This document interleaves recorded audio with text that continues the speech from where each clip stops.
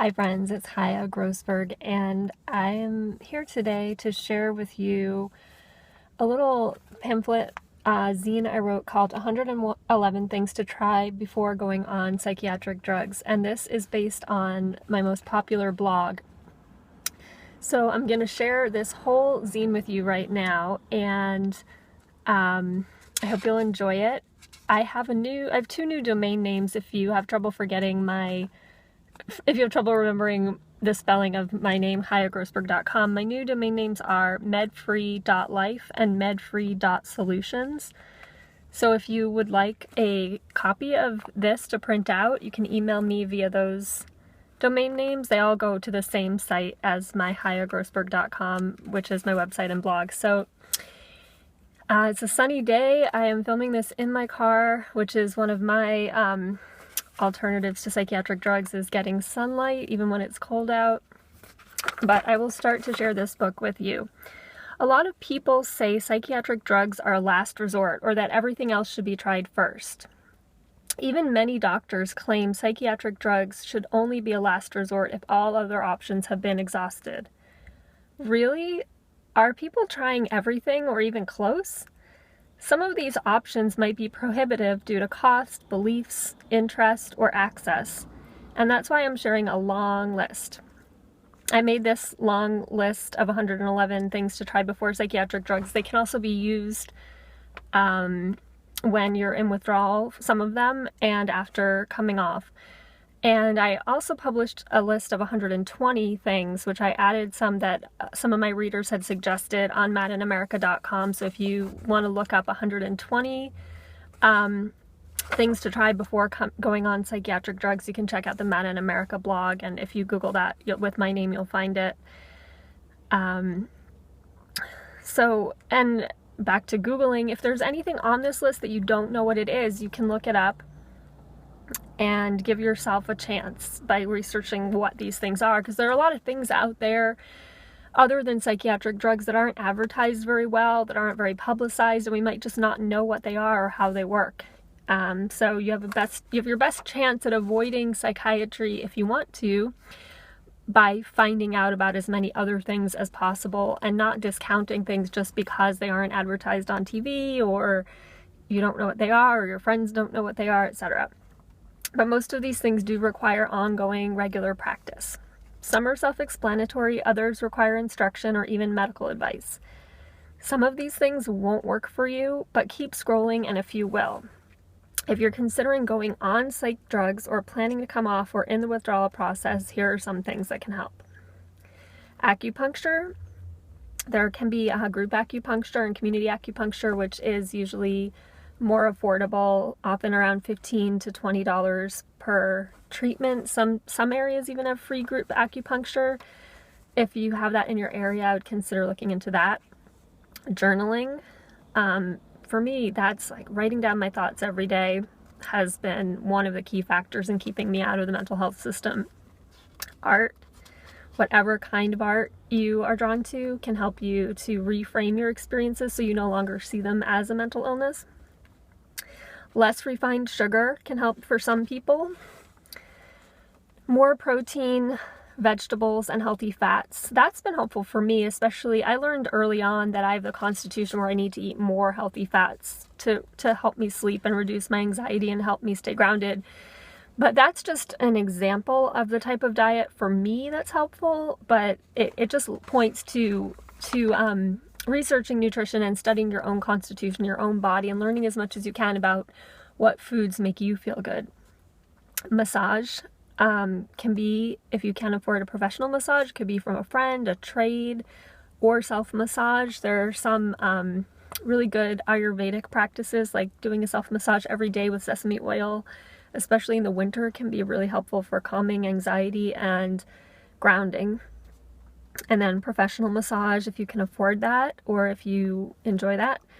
Magnesium. This is one that I have been taking more of lately, and it's been really helpful. I use the spray-on, which I've used for a while, but I also started taking magnesium capsules in the supplement form. It's been so helpful for me with sleep and muscle tension, anxiety, a lot of different things. Magnesium is one of those nutrients that most of us are deficient in. So if you can tolerate it as a supplement, that's great. And then there are also foods you can get it from.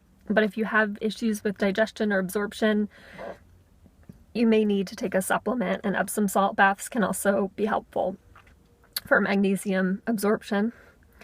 Run, walk, hike most days. So for me, that means most days I need to get outside and at least go for a walk or do some kind of movement outside if possible. And if the weather is prohibitive, then you can walk around a mall or a store, or maybe use a treadmill, go to the gym, etc. But I do find that being outside has a certain effect that helps me stay off pharmaceuticals. Yoga or gentle stretching. Meditation. Now, meditation can take on different forms. It can be done lying down, sitting down, walking. It basically involves focusing on one thing, which could be your breath. It could be a phrase, a word, or an image or a visualization. It can also be done with music. There's so many types of meditation, but finding the one that works for you and doing it regularly. Prayer. Now, prayer is different for everyone, but it can be, it doesn't have to require a belief in any particular thing, but perhaps a belief in something other than oneself, and being able to ask that something for help, or to sort of let go of worries and anxieties and turn them over to a higher power, a God, a higher self, or anything that that you do believe in. More time in nature. Eating wild foods. If you can learn about which foods are growing wild in your area, eating those can give you real vitality. Methylfolate and methyl B12. Those are nutrients that a lot of people who experience anxiety and who get other mental health diagnoses tend to have trouble absorbing. Sometimes it could be because of a genetic mutation or other things. But I would recommend, if you can, get tested for those nutrients and see if you're deficient in them. Taking B12 is pretty safe if you can tolerate it. It comes in, you can take like the sublingual lozenges. And methylfolate is another one that can be hard to get, especially if you're not eating a lot of leafy greens, but you can get it from leafy greens or multivitamins, or for some people it's helpful if you're really deficient in it to take a methylfolate supplement, because regular folate might not be absorbed if you have that genetic mutation. Herbal teas, there are so many herbs, but I just want to put in a plug for oat straw and tulsi. Really calming ones. There's so many others, and I would love to talk to you more about herbs, because I have been studying and practicing with herbs a lot this past year and throughout my life. Vitamin C,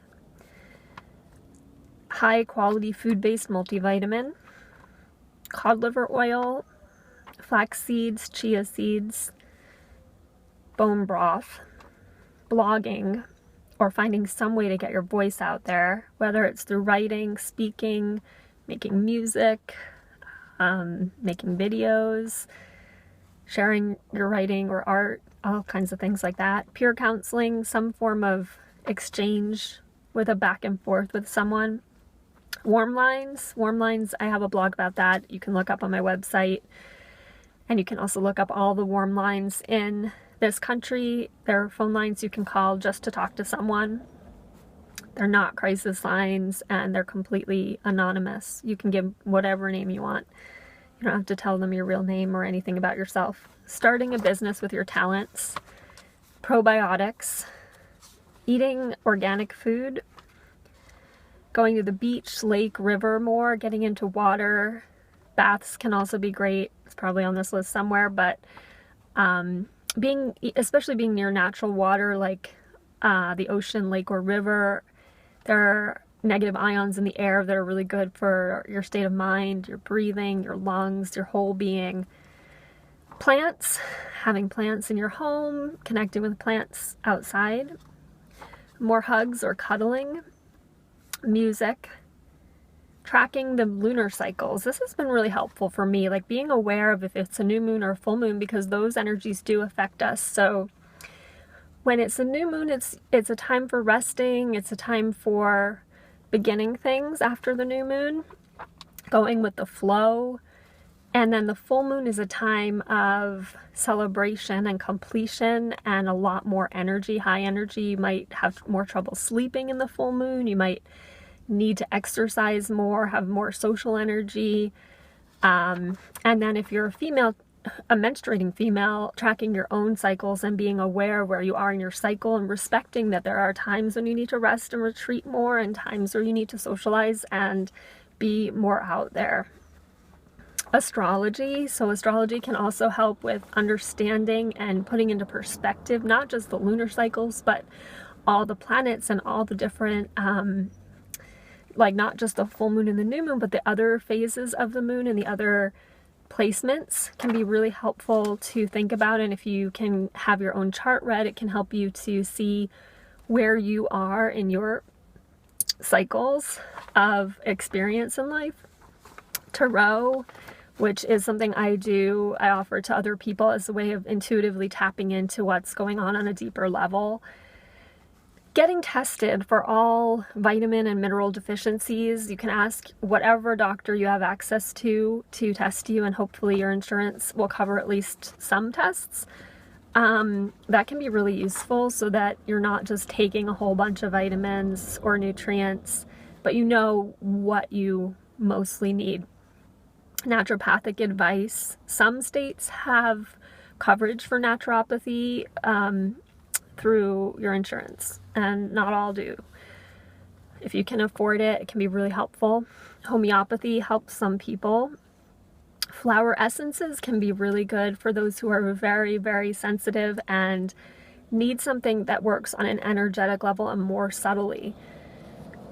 Crystals, again, similar. Weightlifting. I found weightlifting to be really grounding and helpful for my mental mood stability when I do it. Sports can be helpful for some people.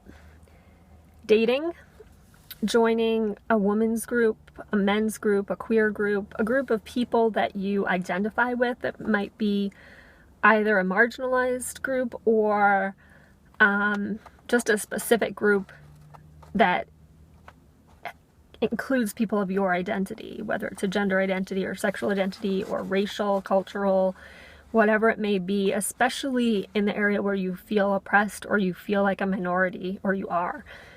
Clean your closets. Cleaning, very, very useful.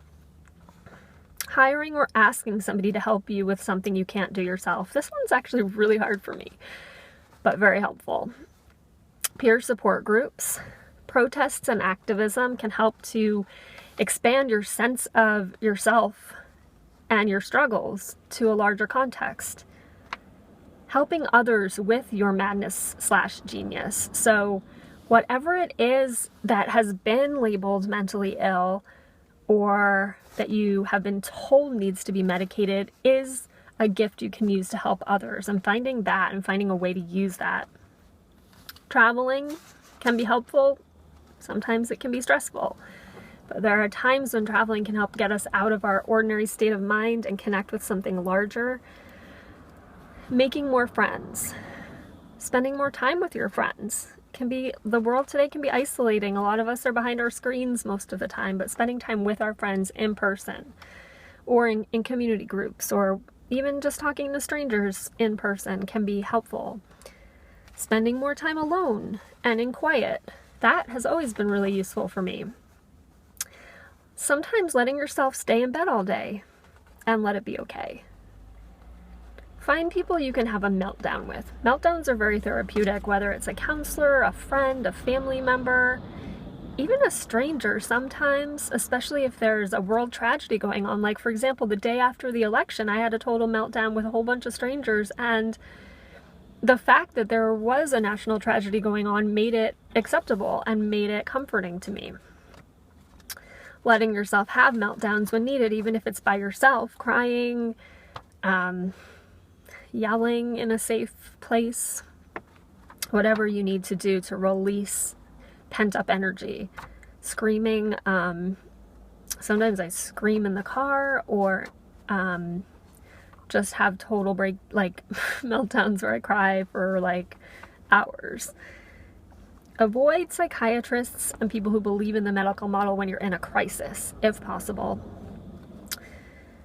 Now, obviously, if your crisis involves the fact that your psychiatric drug is causing you the crisis, then you might need to talk to a psychiatrist or someone who knows and has advice about that. Martial arts, for some people, can help to channel aggression. Expressing your anger in a safe place. Writing letters to people you don't send. Could be a family member, somebody who you feel hurt by or angry at.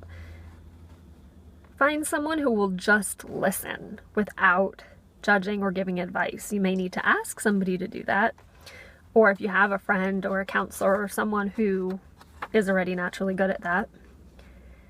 Sing. You can sing by yourself, in a group. You don't have to be a good singer. I am not a good singer, but I love to sing, and it is extremely therapeutic for me.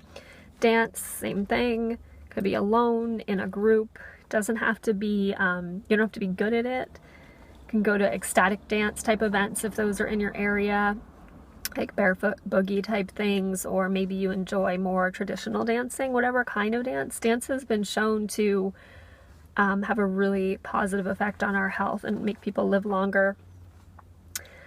Stick up for yourself. Sometimes we're being called mentally ill because we need to stick up for ourselves and speak up and defend for ourselves that no, we are different and it's acceptable, and we don't need to pathologize our differences. Avoid people who bring you down. Follow your inner guidance. Find a way to tap into your inner guidance through meditation, journaling, art, the other things I've discussed. Talk to yourself, like a vocal journal. That can be really helpful, either on a walk, in the shower, at home, in the car, whenever you're alone. Praying out loud is kind of similar to talking to yourself, but if you do believe in some other higher self, or even just talking to the universe at large in your own space, and having this sense that there's like a spirit or someone listening, or you can even pretend you're talking to your friend.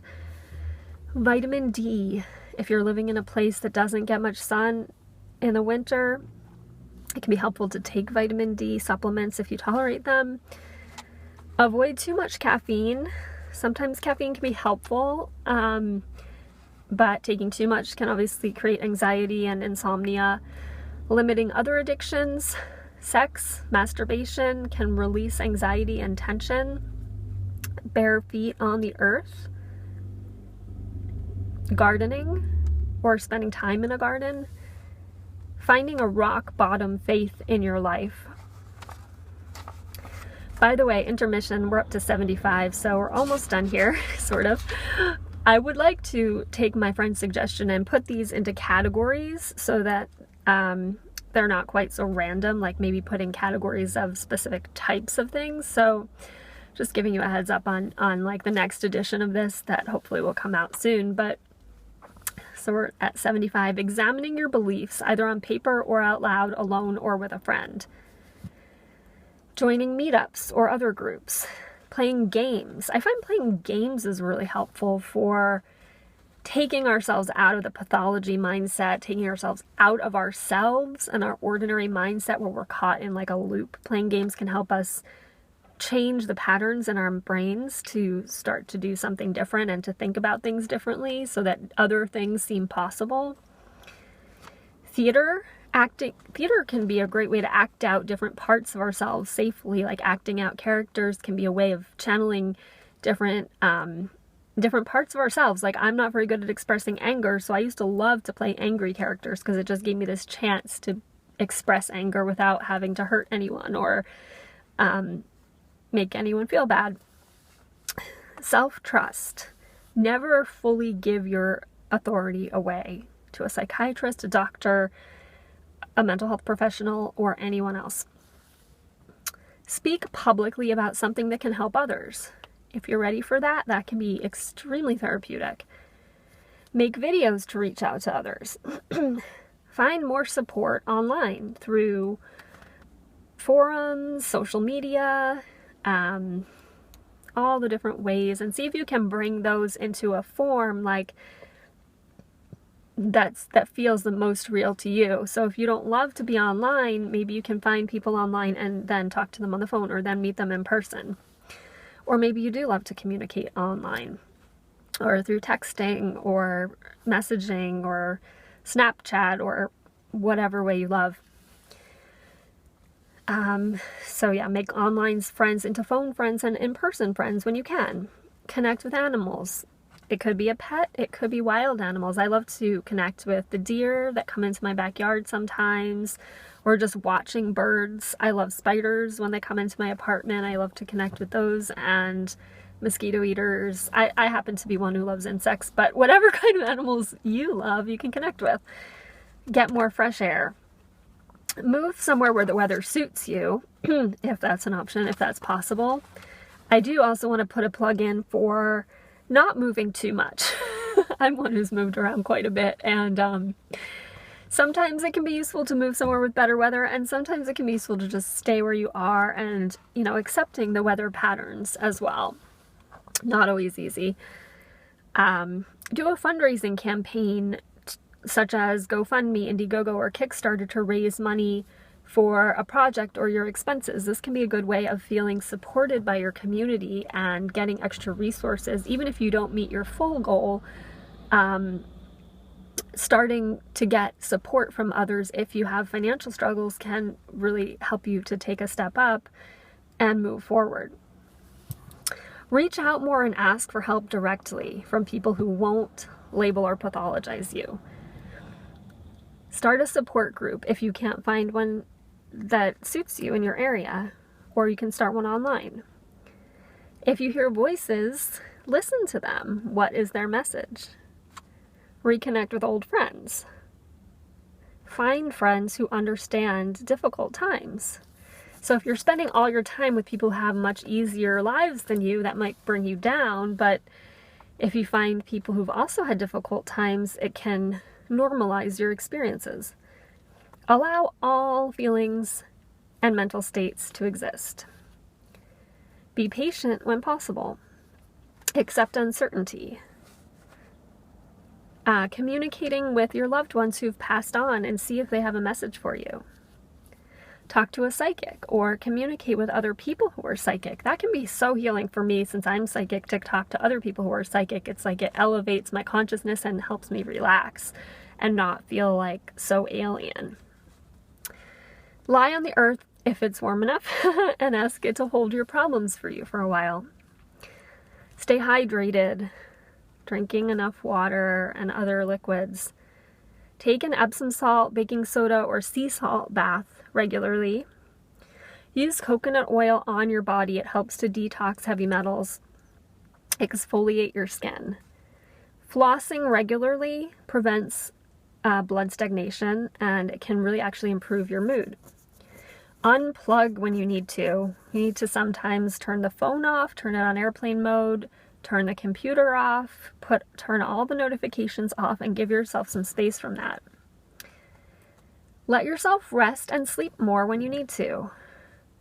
Oil pull. So that's when you put coconut oil or sesame oil in your mouth and hold it there for about 10 or 20 minutes. It's really good for detoxing. It helps with sleep, and it's also great for your teeth. Make a list of things you can offer and things you need. See where you can barter. Slow down. Spend an hour every day expressing your creativity in some way. Let yourself go crazy sometimes and know it's part of the human condition. And number 111, the final one, is EFT or tapping, which you can do research on, but it involves tapping different parts of your body and giving yourself affirmations at the same time. It's really powerful for changing your neural networks. So I've tried everything on this list. These are not just random ideas I've heard of. Every single thing on this list is something that's kept me off of psychiatric drugs. No joke. Though I thought it would be hard to write such a long list, now I think there are many more things to add as well. So please add your ideas in the comments below, and please share this widely so that we can start to shift the idea that people have already tried everything. Again, go to my website, medfree.life or medfree.solutions, which lead to hayagrossberg.com if you would like to receive a printable copy of this. And please share, because I really do want to get the word out about alternatives. I'm actually wearing my alternatives t-shirt by total coincidence today. Thank you and blessings.